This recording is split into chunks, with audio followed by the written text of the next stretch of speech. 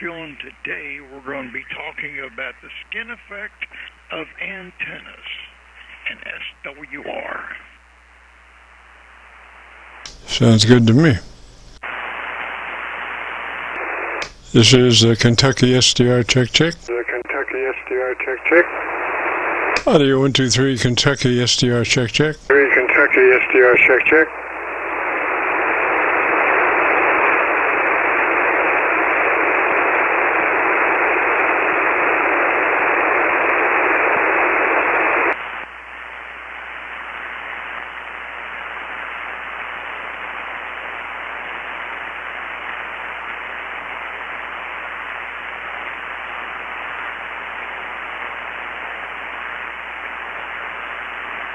Check, Kentucky SDR.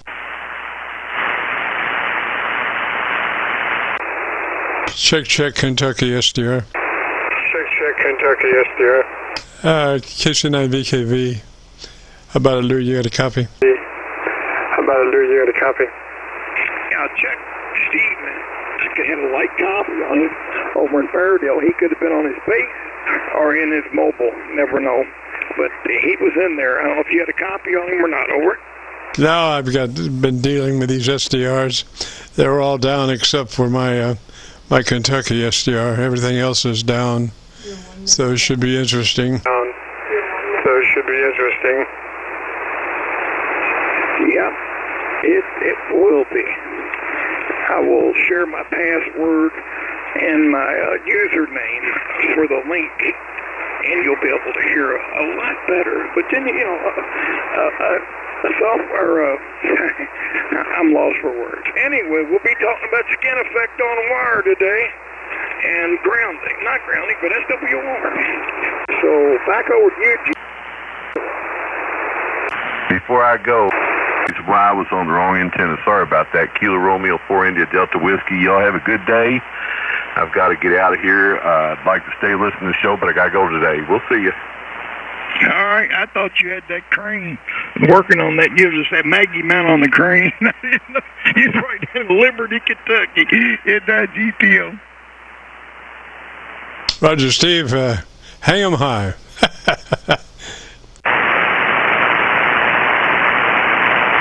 All right, this is the Friday afternoon Qso-Vlog network. No long preamble. We're just right out of the box there at about a minute and so past the hour. We've been working on diligently, and may I emphasize the word diligently, on our SDR receivers this afternoon. And lo and behold, we've got only one operable SDR unit. So we're on our local 7300 and our one SDR unit. So it should be an interesting time. But we also have our Elmer Lou N9 GTO. Howdy. I'm the sidekick here. That's right. And my Elmer to boot. So we should have an interesting time. So let's kick the ball on down the road. If you have a radio you want to check out, give me a shout.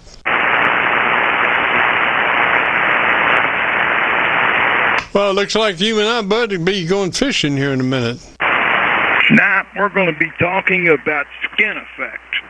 Just so if Steve's listening and he's using his remote, the whole idea behind this is when you get the skin effect on frequencies, a lot of people want to use cable, like the 1/8 inch or, whatever it is, cable for full wave loops. And it's great. It's tough and rough.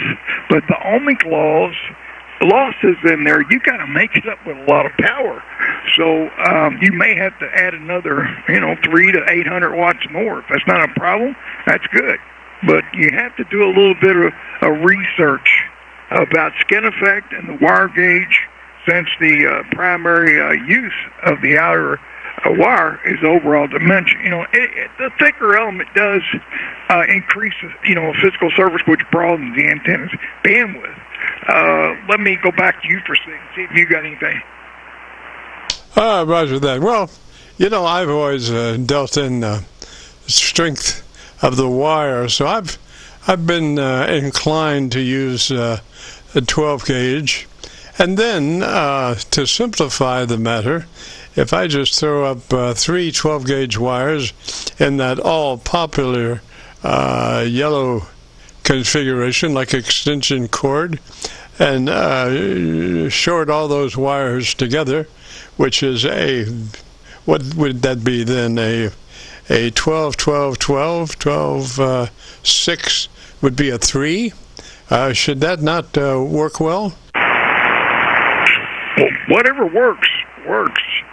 I'm speaking of in the low bands, especially 40, 80, and 160, the efficiency in the wires, the increased resistance translates to thermal energy loss. Consuming the fractional of your transmitter, the loss generally is minimum.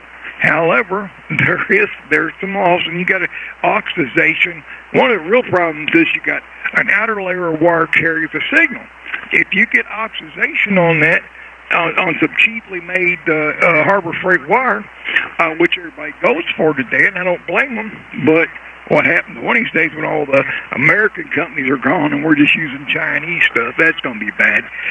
Somebody told me the other day they can get 500 feet of wire on Etsy, or one of those places that sell stuff for a little bit of nothing.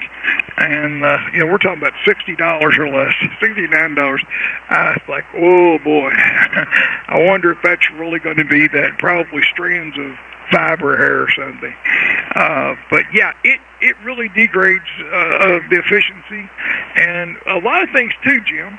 A lot of people don't realize that if you have an antenna, say it's 30 feet long, and the SWR is perfect in the middle, as you go up or down, that SWR needs to go up or down. If it's flat all the way across, that's called a dummy load. A lot of people don't believe that. And the narrower the dip, the more efficient the antenna. Well, that's right. But I'm just curious here.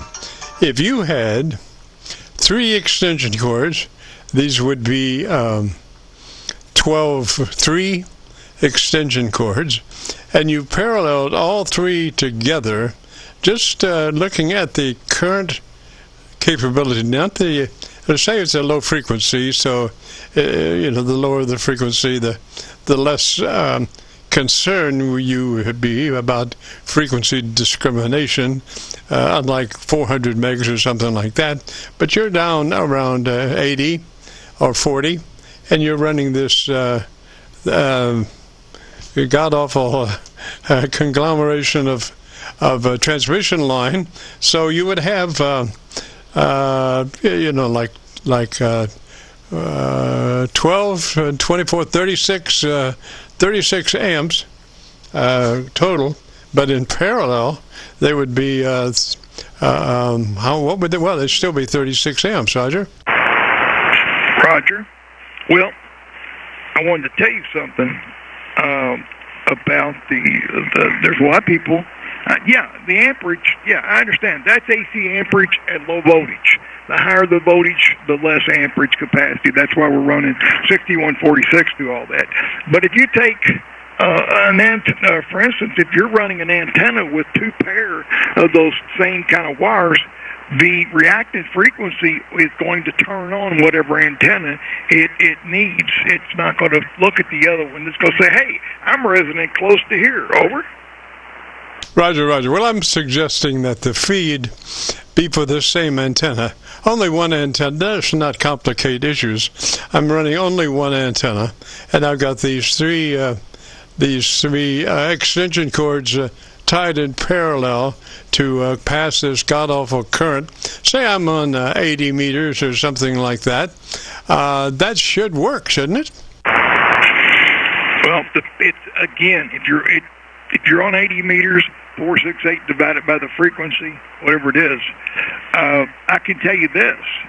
If you got issues with coax, which I'm not going to buy anymore, I just made me up a 300-foot of ladder line of my own. You basically take that orange cable we have, you run out 300 feet times 2, you solder the grounds on each end. Now you've got ladder line, almost damn near no loss.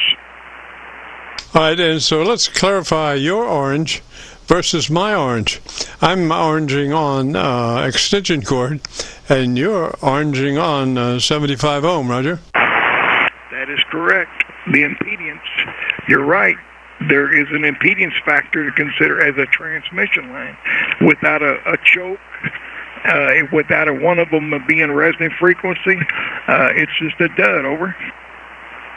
Roger that. And now let's see here. So you're balanced all the way out there. You say balanced all the way.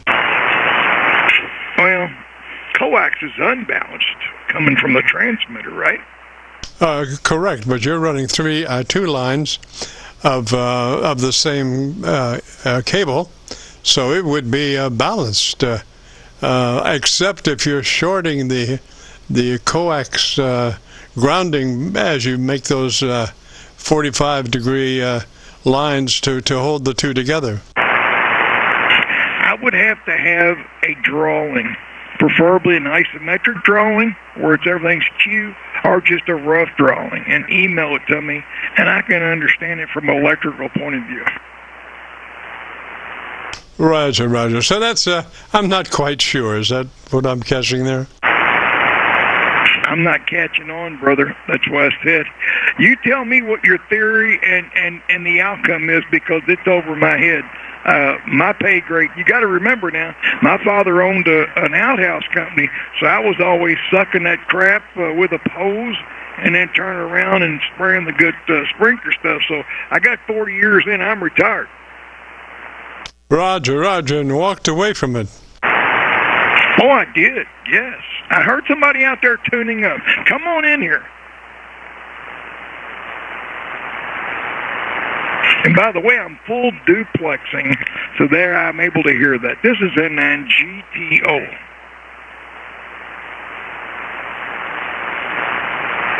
So now my other SDR is down, so I'm down to my 7300 today. Okay, I'm going to run down the hallway. I'll be right back. Throw out some bait and hit the troller button, see if we can get some, whatever you call it, the Charlie tuna. Roger, I'd love to be fishing before you get back.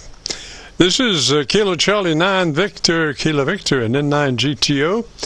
And we're doing the Friday afternoon Qso-Vlog network. I'm down to one receiver, my 7300.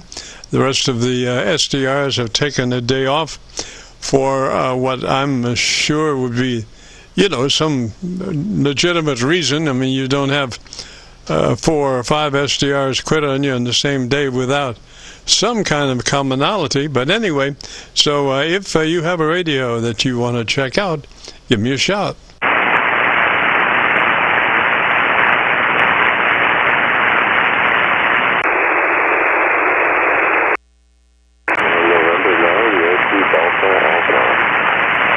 Well, I heard somebody back in there, but come on up on that mic and try your call sign again phonetically, please.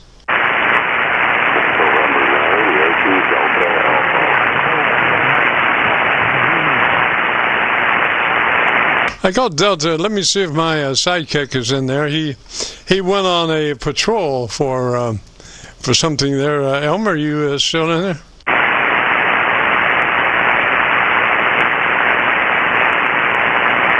I'm sorry. I can hear you back in there, but you're only about a dB above my local noise level. And I would normally have 5 SDRs at my beck and call, and I would run through, as you told me about your antenna system, I would wing through my SDRs and check them all out as to how they copy you, and then pick the loudest one, and away we would go. But today, all my SDRs are inoperable, and I only have my 7300, and I'm only catching about a dB above my noise level. But this is Jim, Juliet India Mike. The call is Kilo Charlie 9 Victor Kilo Victor. We're located just across the Ohio River from Louisville, Kentucky. We're on the Indiana side of the Ohio River, right at Louisville. And sir, if you would hold on, let me check to see if my Elmer has returned from his trip down the hall. Elmer, are you back yet? Yes, I am, Jim. We have two calling stations. The first calling station, would you please come back? At least we'll get your call for the ID, even though we can't help you out. Come on back with your call, sir.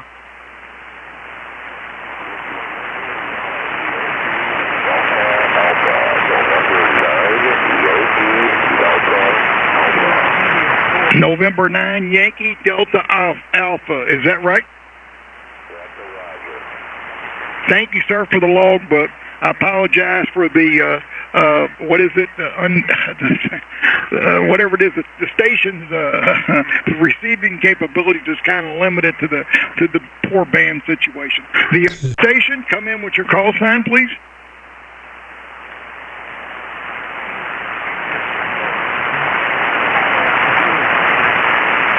Kenya into 4, Mike Papa Lou. Try it again one more time, please.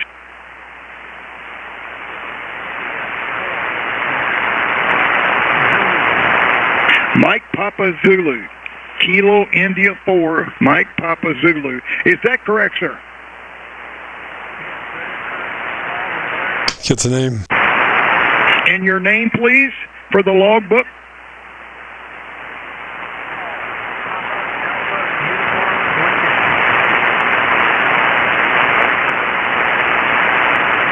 Give me the name.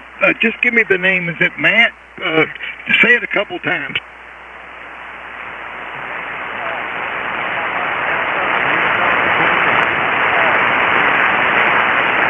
Papa Delta? I'm not sure if I'm getting, it's really bad condition, sir. We'll look up your call sign and get your name off that. Thank you for checking in. We're more or less doing a net today on check-ins because the band conditions are horrible. 73's God bless from the KC9VKV N9 GTO Roundtable. Yeah, and if he needs some service, give me a call back. We can do it, even if I can't really copy him to a... Yeah, what we'll do, sir, is we'll be going again next Friday. We'll be going again, and we'll get Jim back up and going with all the 5 SDR, 6 of them.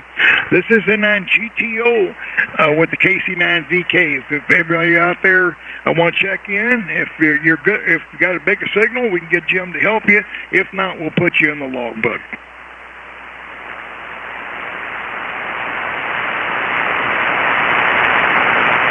Everything work out at the end of the hall? Oh, yeah, but you got hollered, and I had to get up real quick and get going. Yes, sir. Well, who was on cleanup duty? Oh, me. That's something. I did it for a living. I might as well do it now. But, Jimmy, I got a question for you. Does the antenna you have on top of the tower, a 2-meter 440, does it still work? Oh, yes, sir. Yes, sir. See, I approached that antenna with a lot of concern about its survivability over a few years, because that is a rather difficult place to get to atop that tower. And so I did liberally, let me get the right word. I did liberally use my best tape multitudinous times around the stick, so to say. They had what's called weep holes, and so rather than weep at these holes in a couple of months, I decided I would plug these holes unforgivingly as far as leakage, and they would weep no more, my baby.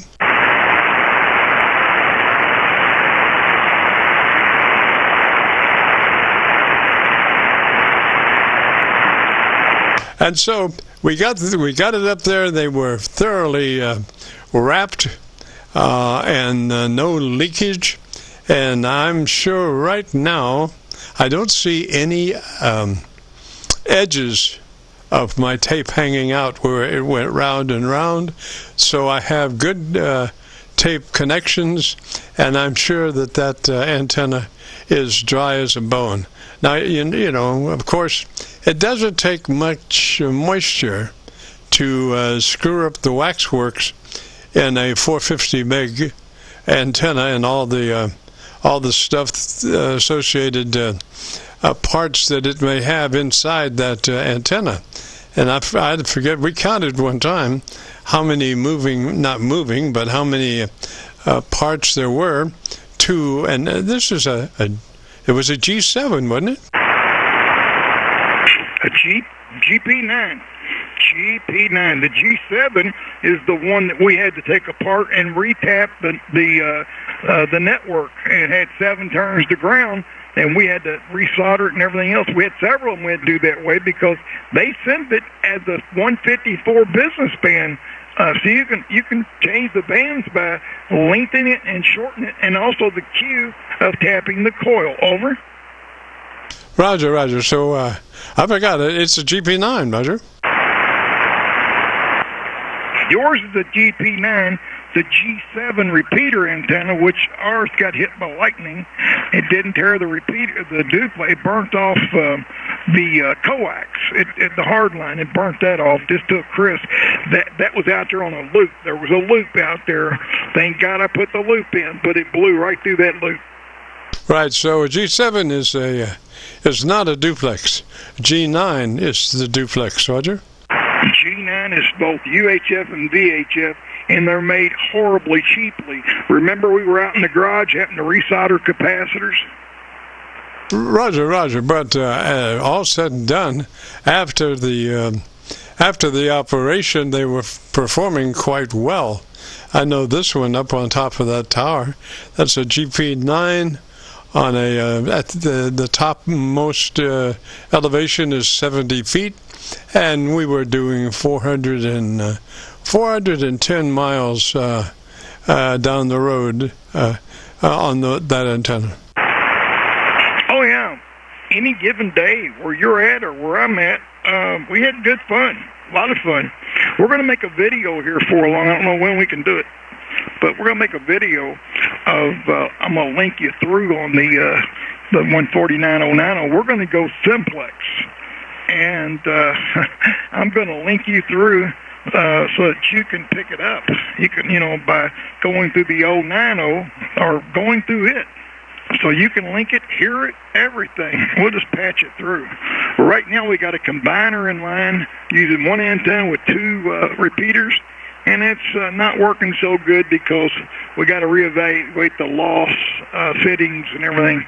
There's some issues there going on. It's working, but it's not up to efficiency, nor is the antenna up. The antenna was totally rebuilt. Now it's an 8-bay, 4-bay UHF, 4-bay VHF, and they're on top of each other. They look like a DB. They're vertical loops. Like a quaggy, but only vertical, and that's how it goes. This is N9GTO with KC9VKV. Is there anybody out there who would like to get their audio checked out? Please give us a shout.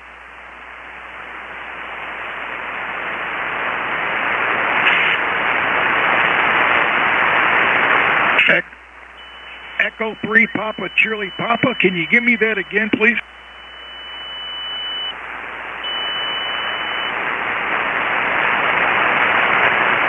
Echo Hector 3 Papa Charlie Papa. Is that correct?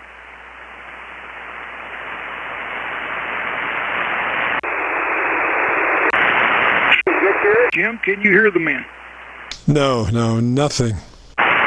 Okay, sir. We're going to have to take a sabbatical today. Jim we're logging you in the logbook. And, sir, what is your name? And I apologize for inconveniences, but all of Jim's receivers are down but one local receiver. Over.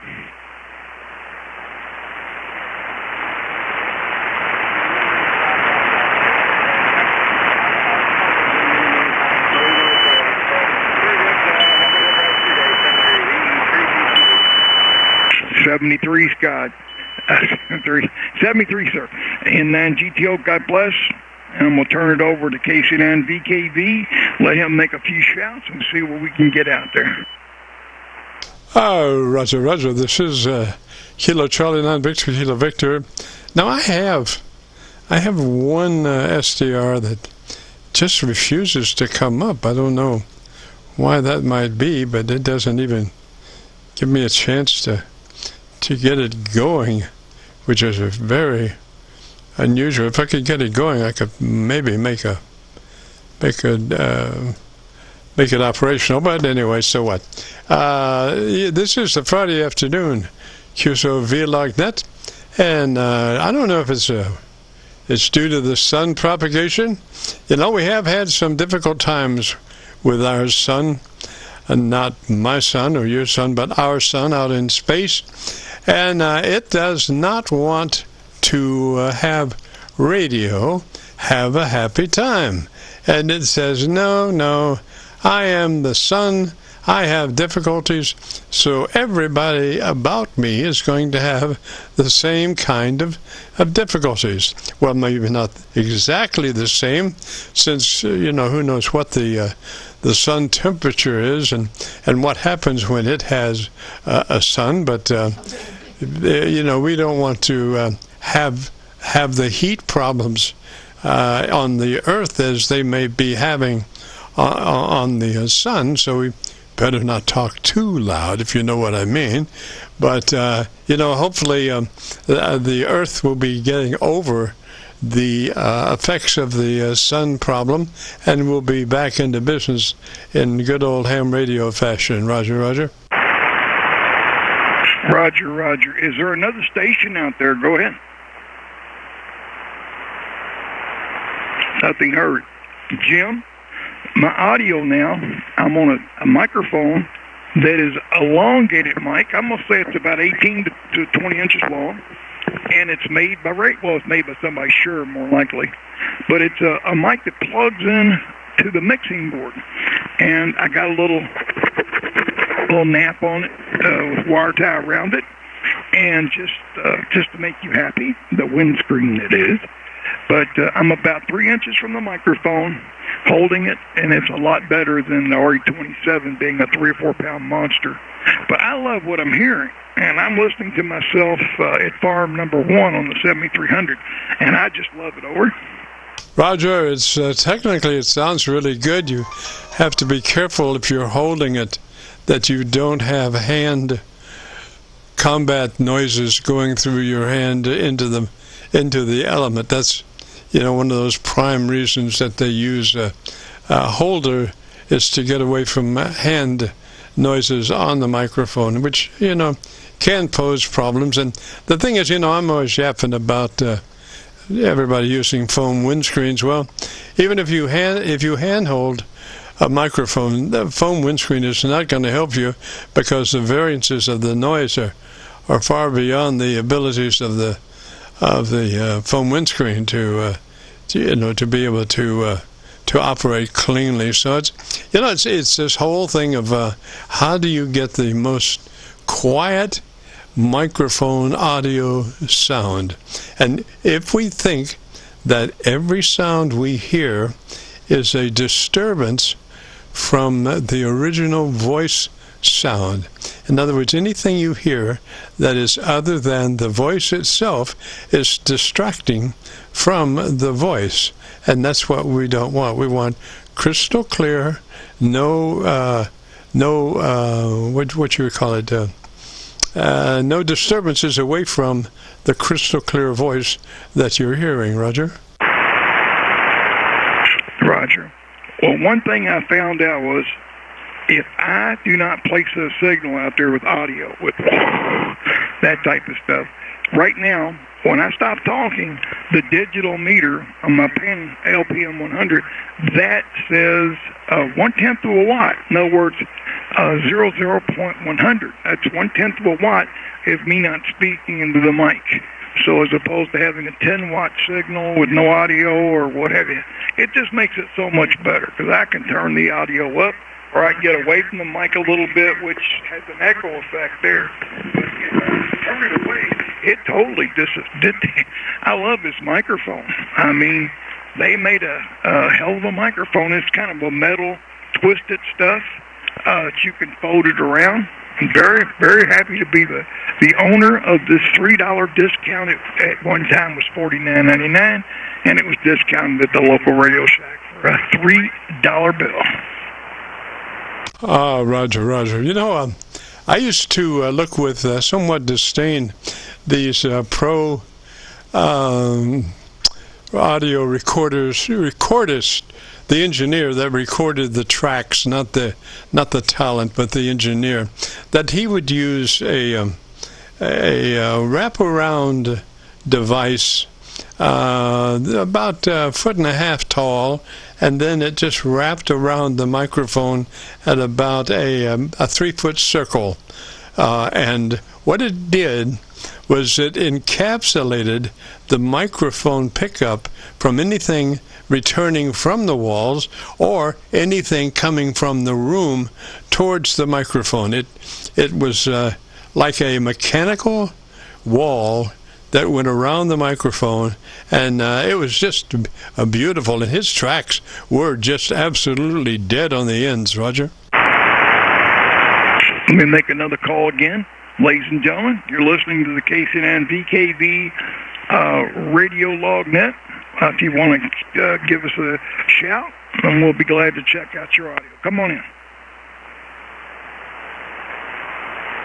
This is Kilo Charlie 9, Victor Kilo Victor. The Friday afternoon Qso-Vlog Net. If you have a radio you want to check out, you give me a shout. Oh, so anyway, last week you were talking about that picture that your brother-in-law had of all those old-time microphones, those old-timey microphones. And I must admit, I'm a microphone connoisseur myself. I did use in my younger days the 77DX and the 44BX, and that was the microphones the station had, and you better use those, because our engineer was an old-timey engineer, and he definitely wanted things to be as he thought they should be. And during one of his operations, they actually got to change the control room mixer.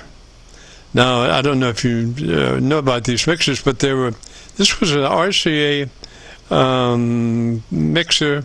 I forget, 1944 something, power supply on the wall, had 6 pots, bunch of input insertion switches and outgoing switches, and he did manage to tear that out and put in a new mix console.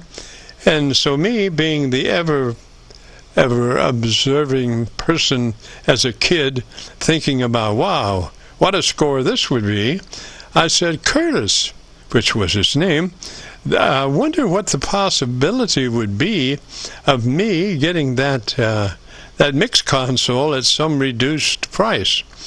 I mean the control room mixer. And he said, well, I don't know. Let me check with the powers that be. And so next day, he came to me and he said, that mixer, they said you could have that mixer at no cost. And I said, really? Wow. So then he went about disconnecting that old mixer from all the circuits, and he took a great deal of time to identify each connection point. So when I got it, I just had all of these labeled parts, connections to put it together with, Roger. Sounds like a winner to me. Sounds really good. Anyway, getting back to amateur radio, we've built the 4-bay by 4-bay, got that going on. Now we're doing a collinear. We're taking a 1/4-inch hard line, and we're cutting at certain lengths for like half wave and quarter wave, back and forth on top of each other for VHF, for a repeater antenna. And man, it's amazing. I think we're going to go at least, 8 to 10 days of only VHF. where you take the quarter wave at the stub at the top, you take like a half wave, full wave, half wave, full wave, half wave through it. Then the quarter stub is where you tune for your SWR. So I just wanted to tell you that's, I'll send you some pictures of it once I grab the material and start building my next project. Over. Roger, Roger. Well, you know, I have thought from time to time how neat it would be if, you know, you can get those spark gap transmitter coils. They're some of them, you know, were made for these Model A vehicles. They had a buzzer kind of interrupter on it, and then they would deliberately take the spark at a certain time. It wasn't a time thing, which the later spark gaps were.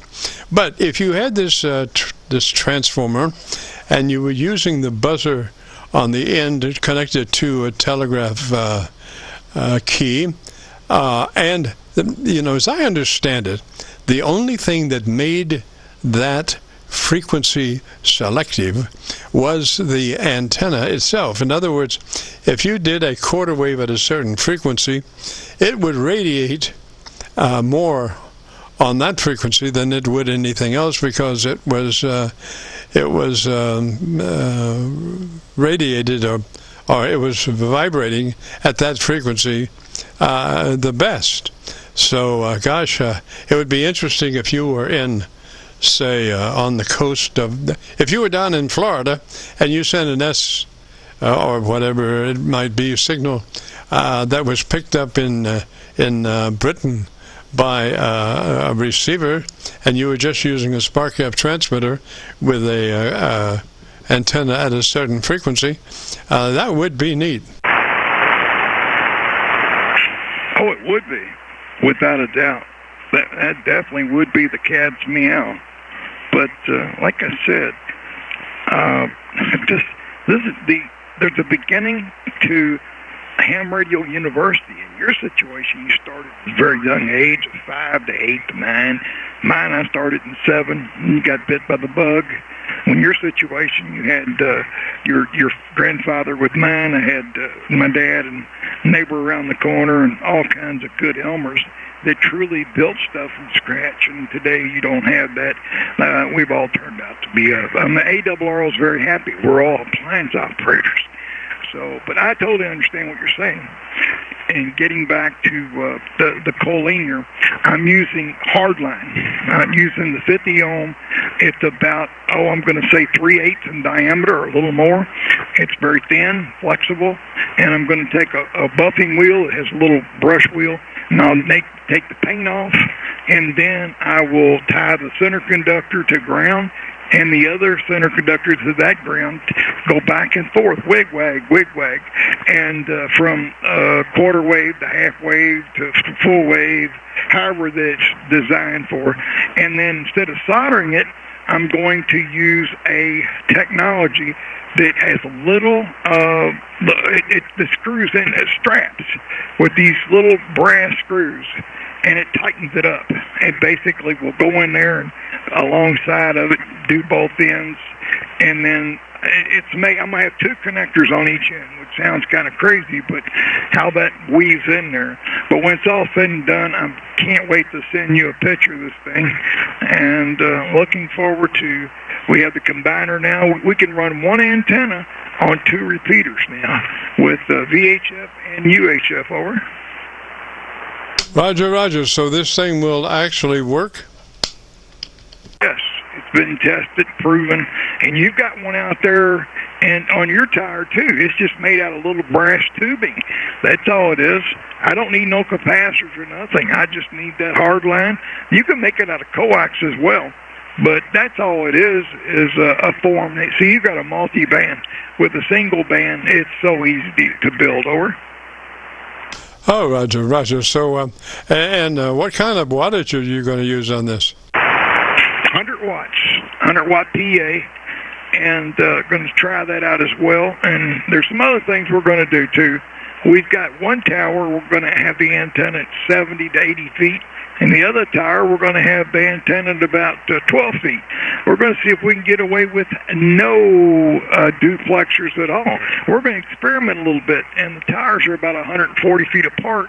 So you figure the top of the antenna is 70, 80 feet, with the top of that being, it looks like to me, about 14 feet tall.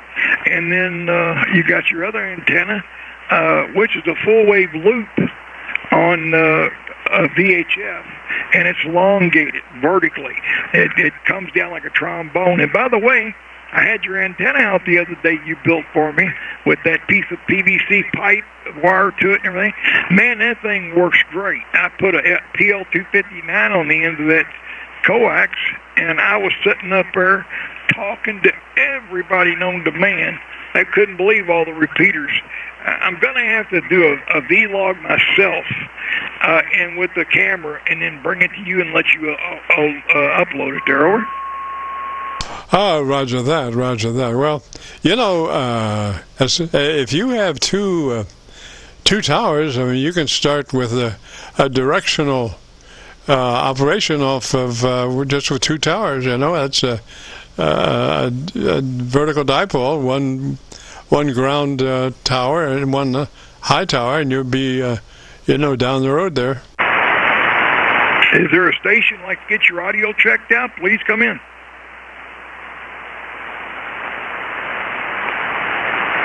Jim, I think we're going to have to call today. The band is so horrible on the SF levels and everything, K level, they're just wiped out. Oh, roger, yeah, and I'm ready to go fishing. I've been ready to go fishing for the last half hour. All right, 73s, Teresa, love you. We're out of here. Roger, roger, and 9GTO. My Elmer. This is Kilo Charlie 9 Victor Kilo Victor, and the sun is struck again. Not much propagation today, not much on the horizon. So we're going to jump out of here and join you guys next Friday. And we'll say 73 for now. This is Kilo Charlie 9 Victor Kilo Victor, returning the frequency to normal amateur radio use. This is KC9VKV, clear.